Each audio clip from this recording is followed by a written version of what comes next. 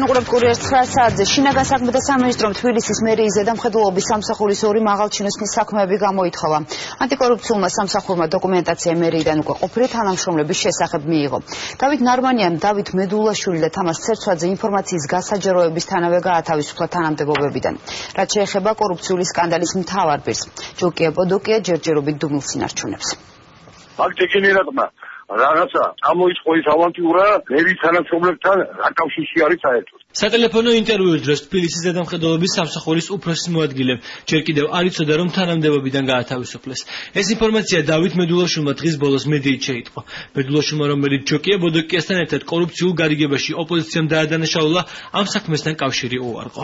ქუჩაში რაღაცა სისქაკი მაიმუნობდა და რაღაცა ცდილობდა რომ რაღაცა ქუჩის გადაღმა მერიის გადაღმა რომ არქიტექტორები არიან, იქიდან რაღაცას აკეთებდა, მაგრამ რა მერიის თანამშრომლების გადასატანია ეს მითხარით რა.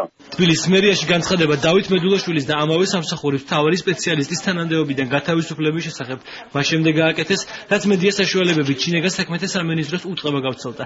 1 თებერვლით დათარიღებული დოკუმენტის ადრესატი თბილისის მერია. ანტიკორუფციული დეპარტამენტი დავით ნარმანიას თხოვს გადაუგზავნოს ინფორმაცია თბილისის ზედამხედველობის სამსახურის უფროსის მოადგილისა და სპეციალისტ თამარ ცერცვაძის სამსახურეობრივი საქმიანობის შესახებ. მერიაში დოკუმენტის გასაჯაროების შემდეგ საგანგებო ბრიფინგი დანიშნეს. აღნიშნული პირები იყვნენ დროებით მოვალეობის შემსრულებლები.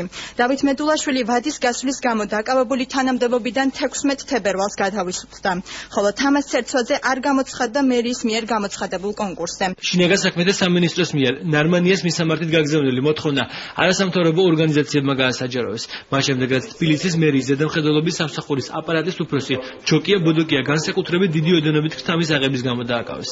არასამთავრობოები მუნიციპალიტეტში არსებულ გარიგებებზე საუბრობენ. საქმე სასტუმროს მშენებლობის ნებართვის სანაცვლოდ $180,000 ქრთამს ეხებოდა.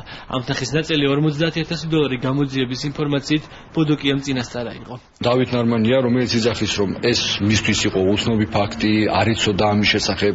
ადამიანი, რომელიც ვერ ხვდება და არ იცის რა ხდება 30 სართულიან შენობაში, როგორ შეიძლება იცოდეს რა პრობლემები არის თბილისის 35 მუნიციპალიტეტში. თბილისის ზედამხედველობის სამსახურის უფროსის მოადგილის და მთავარი სპეციალისტის თანამდებობიდან გადაყენება დღეს საკრებულოს ხდომაზე ოპოზიციამაც მოითხოვა.